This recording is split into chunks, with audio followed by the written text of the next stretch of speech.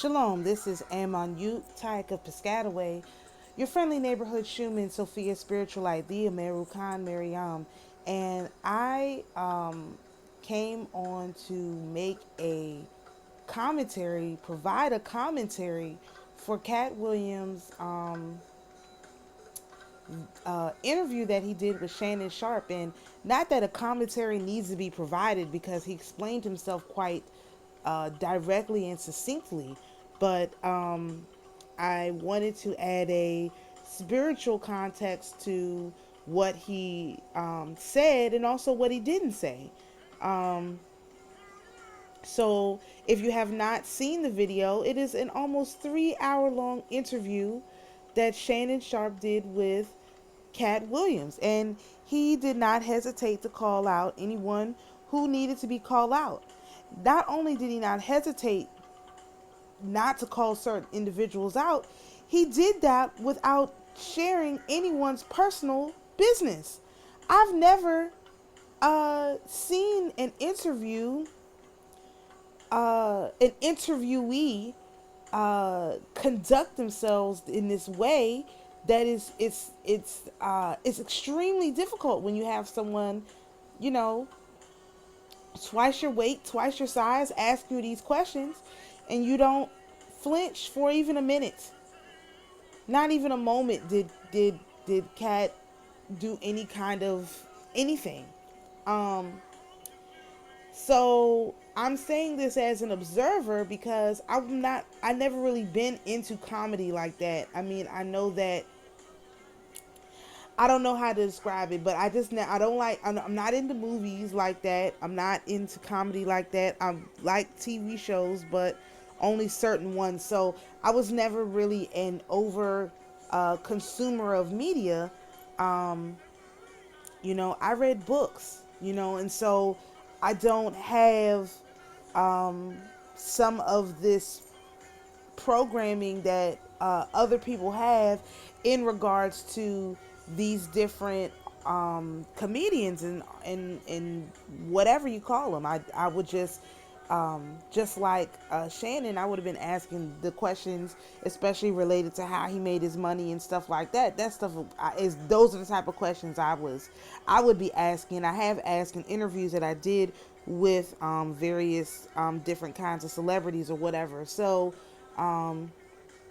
because I also used to do interviews, bios of different up and coming artists and stuff like that. And I worked with a person who interviewed many, many, many B and C list celebrities who, right after we interviewed them, they went on to do shows like The Breakfast Club and all of that. I mean, but we never got any credit for all these people that we interviewed and all of this work. And so I, being in the position of someone like a Katt Williams, can understand exactly what he's saying. And the fact that he did it without giving up anybody's personal business is just like, wow, that's a person that you can respect and that's a person you can trust. So I've already had people, trolling me on Twitter trying to tell me, oh, well, he just came after him and after he came after him. And I'm like, not only do I not care because I don't get involved in the lives of other people's, in other people's business because I really don't care. I don't believe that person when they're saying it because I sat here and watched this man give a 3 hour interview and choose his words very carefully and not expose anyone's personal business. I mean, that's not what I've seen with these other so-called celebrities and so-called comedians. So, no, you're not going to tell me what I saw with my eyes is not what I saw. Because I watched the whole 3 hours. Like, I wasn't messing around, because I didn't know that much about Katt Williams personally. I'll say that. My old man loves him, but I just, I'm not really into comedy like that. So I thought he was funny, obviously, but I didn't know any of this other stuff because I never followed the industry like that. So, the purpose for this video though is to explain exactly who Katt Williams is calling out, what he's calling out, because it's not a who, it's a what. And the what is this theory of the talented 10th. Now, this is actually what my dissertation was on, and why I could not get my my doctorate completed, because this is the exact topic my dissertation was on. I did a lot of research on this. So there's nobody who's going to come and tell me that what I'm about to tell you is not true, because I did my own research, not research from other people's scholarly articles. I went to primary sources. Okay. Doctorates take 4 years. I could not get a person to review my paper for content. If someone doesn't review your paper for content and approve you for content, you cannot finish school. And that's where I was. My paper is 300 pages long. Like, it's written. I had already submitted to go to the IRB so that I could do my experiment. So I am an expert on this. Whether anybody would accept it or not, this is my area of expertise. And he is not calling out a particular person. If you notice, it was a lot of people he was calling out. It's a behavior, and the behavior is one that I talk about frequently, being these divine 9 people, but really it's the talented 10th theory. Now let's talk about this theory a little bit. It is not a theory, okay? It is a statement that was made by W.E.B. Du Bois, which he later recanted for being, not really a good way to handle situations. However, the statement was put out there, and it is attributed to W.E.B. Du Bois, and it is in his writings, where he says that Negroes need to hitch their wagon to a star. That is literally what he said. He said there is a group of people, they called them the talented 10th, and they're 10%, the top 10% of the Negroes, and the other 90% of the Negroes should just fall in line with the top 10%. Now, there was a competing theory of the day. Now, this was in relations to after Reconstruction, how to quote unquote rebuild the Black community. So there was a actual counter theory to this. The counter theory to this was given by Booker T. Washington, who said that everybody should get a skill. He was out here. This is why at Hampton, he was sent out into all these different groups of people to bring these people into these schools so that he could teach skills. This is what Tuskegee was for. This is what the whole thing was about, teaching people skills. So you had a group of individuals led by people who were just thought leaders. W.E.B. Du Bois was never out in the streets, okay? He's one of these Northerners that I try not to talk about so much anymore, but he's one of these Northerners who was not really around a bunch of Black people who were of low income. He grew up and traveled. He was at the University of Berlin. He had a lot of experience around the planet. Meanwhile, you have someone like Booker T. Washington, who was actually a former slave, who was freed with the Emancipation Proclamation, that time period. His family moved to West Virginia from Virginia, and then he became an actual teacher. And it was his actual experience living in a mixed community where he would go and work for white people, cleaning their houses and stuff like that, where he learned it. He, in his own autobiography, learns how to clean. He did not have personal hygiene until he got to college. And in college, when he was with the I can't remember his name, but he was a former military general, is when he learned how to clean himself. And he was the one who went out into these different Negro and Indian communities and taught the people how to brush their teeth, wash, all these different things. So a lot of people have a lot of things wrong about how this whole thing was going down, because you got to read the first-hand accounts. Yes, there were some Black people, especially in the northern areas, that were already familiar with cleaning themselves and stuff like that. But you had some that were in the predominantly southern areas that were on the plantations and stuff that were not familiar with these things. It's a lot of different stories going on, and people don't seem to understand that it really depends on what region you were in and what you were brought up, what kind of quote unquote slave master or plantation you were brought up on, depending on what kind of person you are. Now, because Booker T. Washington could pass for white, except for his hair. Without hair, he could absolutely pass for white, but with his hair being the texture of wool, he couldn't pass for white. So, but because he could pass for white in general by his skin tone and complexion, he got into a lot of different rooms that other people didn't get into.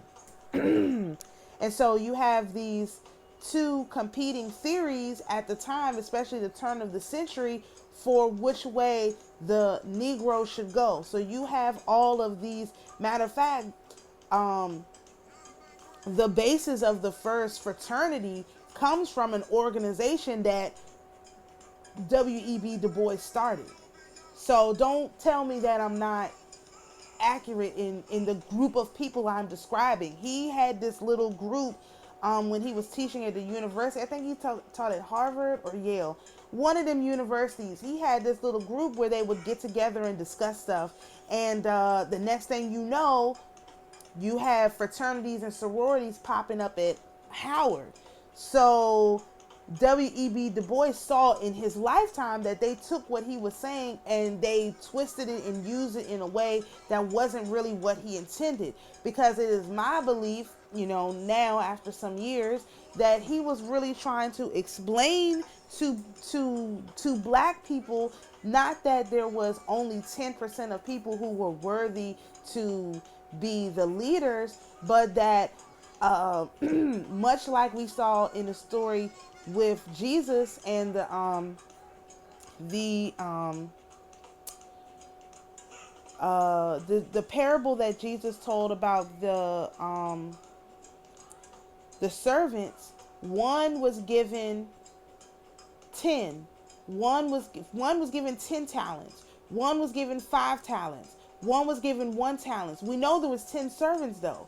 So what did the other 10 get? And guess what? The one who was given 1 blamed the master for him not doing anything with the 1. You know what I mean? And then the other 10, they had to just be taken care of. I think it was more so in that philosophy that this is based, and not the way that it's used now to establish who is willing to be the gatekeeper by who is going to take that talent that quote unquote master gives them and turn it into 10. Now, yeah, you can take 1 talent and turn it into 10 if you are stepping on top of the other 9 people that's also have talents. See, this is what, how they perverted the whole theory, the whole thought process. It's like, no, everybody has something, and that's what Booker T. Washington was saying. Everybody can learn a talent. Everybody can do a business. Everybody can take care of themselves. The vocational abilities of people is not limited. So you have this whole conversation going on at the start of the century, but it wasn't just going on in the black community. It was also going on amongst the community, discussing whites and poor whites. And so I don't have the names of those individuals, but you have one person who was saying that, the whites, the poor whites, they needed skills. They needed to be able to do these different things. And you have another gentleman who was saying that the poor whites need to just hitch their wagon to a star and follow after these other rich whites who are able to take care of them and all of this stuff. So this is not a conversation that was just going on in one community amongst one group of people about one thing. No, this was going on across multiple communities. And so this is why you have now all of the gatekeepers being exposed, not just the ones on the black side. I happen to be black, so I'm more so tied into this, but that whole Epstein list, that is about showing out or exposing the white gatekeepers on their side. There's a lot of stuff going on amongst the white community that is not really being discussed, and you have a lot of the quote unquote poor whites that are rising up and saying, no more, we're not going to be ruled by these people. So this is going on both sides. It's just that most people are not really, they don't communicate with enough people on the other side to see what's really happening on the ground level, which is why I wanted to point this out. Katt Williams is calling out the talented 10th gatekeepers. He called them out on both sides. Okay? These individuals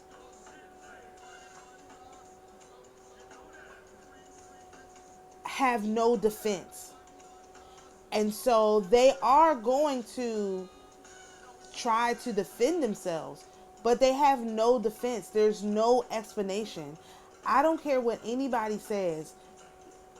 If you are old enough to be there, you remember how Kevin Hart was doing these little Tubi-like shows with Russ Parr, and then the next thing you know, he was on Soul Plane. Like, you remember that. You can't take these memories away from people. And I'm sure they're going to try to, erase history at this point because they don't have anything else to do. But you have too many people that have the collective memory of not understanding why certain things were happening and now saying, oh, that connects the dots. On the spiritual side, I would like to point out to people that I did a prediction video. And in my prediction video, I said that starting on January 3rd, from February 8th, we're going to be in an energy that is the Four of Swords in reverse. Now, based on this interview, I understand what that energy is. The Four of Swords in reverse is all of those skeletons that are in the closet being dumped out, because you have a coffin that's upside down with the swords.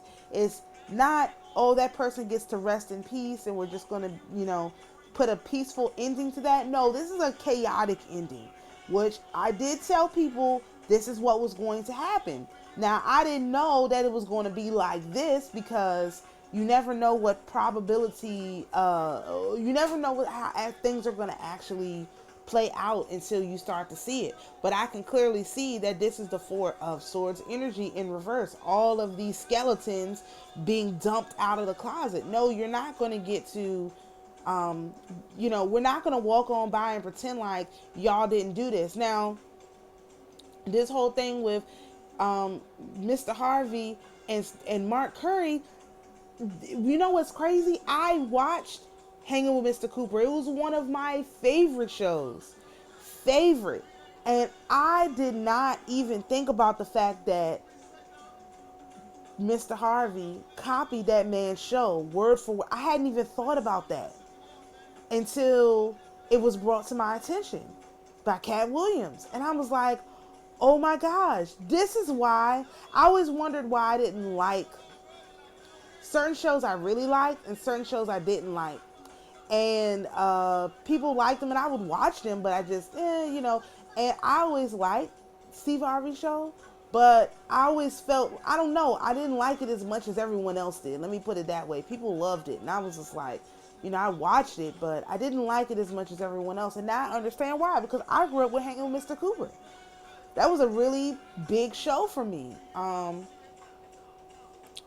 And he just copied the whole thing. That's true. You can't go back and deny that. Now, there are other receipts floating around on Twitter, with the confirming the thing he said. But we have to talk about, we need to discuss a huge elephant in the room. Now, I did not realize that Katt Williams grew up in a Jehovah's Witness family. Now, the reason why we have to discuss this is because I have been interacting with Jehovah's Witnesses my whole life. And one thing about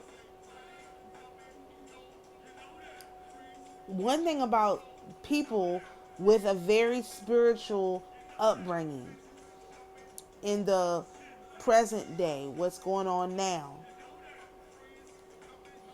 the people who have a very spiritual foundation, even though they were ridiculed, quote unquote ridiculed out of that space, they never lose that connection.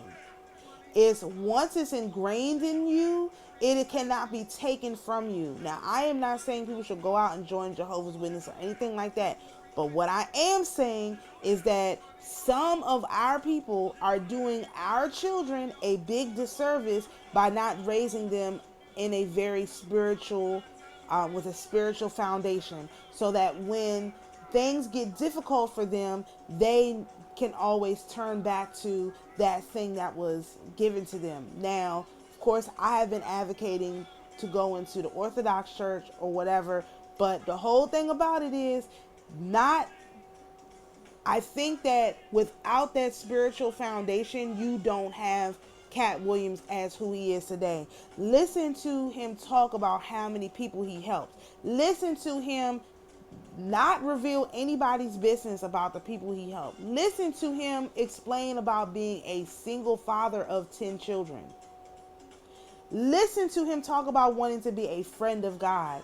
If you don't know God from a young age, it's very difficult for you to contemplate being a friend of God. Now, people do this in different ways. Some people interact with their angels at a young age, whatever. I'm just saying in general, some of our people are doing our children a huge disservice by not introducing them to some sort of religion at a young age, even if they at some point go away from it. If you introduce them to religion, that's sincere. You are sincere about the religion you are introducing them to.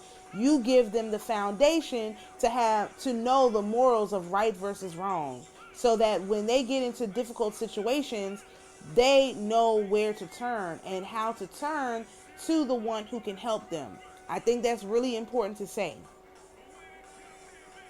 I also think it's important to say that these different gods, they are not all bad. There are some that are bad. There are some that are good. I have had many interactions with people who deal with Jehovah. Now, I don't know who Jehovah is. I'm not going to say that. I don't know who that is. I don't know. But the people that interact with Jehovah, I do know a lot of those people. And in my experience, those people who have chosen Jehovah as their God are not necessarily bad people, especially the ones who think independently and have done the research to validate their beliefs. Not the ones who just go to church every Sunday and just follow along with it. Because no, the ones who can have an intelligent conversation with you about why they believe what they believe. Those are not individuals, that Jehovah that they're dealing with, because I know some of the ones who just go to church too. That Jehovah they're dealing with is not the same Jehovah that a Katt Williams and another brother I know deal with. It's not the same. You could tell by the way that they interact with this Jehovah. So that is to say, to our people, you cannot judge people by the God that they serve. Look at them as a person. Look at their actions. Look at their behavior. Look at what they do. Make your assessment of that person based on who they are. This is what you should really take away from this interview with Katt Williams. He judges people by what they're trying to accomplish. He even said people come to him when they're trying to get their life together. And when they're trying to get it together and turn it around, he helps them. This is really what I've been talking about for months. When these people are ready to turn their life around, they're going to come to who they know serves a real, true, and living God. Now, in a lot of people's case, the only person they may know like that is Katt Williams. That's who they got to go to. But for our family, friends, people we grew up with, all of that stuff, the only one they know is us. And they will have to come to us if they want to get it together. There's a reason why Katt Williams is a king in his own right. It's a reason for that. He does the work. And this is why, again, I keep explaining to people, you have to do the work. There's no one's going to come and give you reparations. Y'all need to just drop that. It would be much easier. You would reach your goal of comfort, of being comfortable much faster, much easier if you did the paperwork. and stop waiting for someone to do the paperwork for you. So eventually someone will come along and do the paperwork for you. However, you could do the paperwork now and you could be the kingmaker. Not that it should be a goal to be a kingmaker, but someone's got to be the kingmaker, and why not you? Why not you? Why not you take that leap and do the job?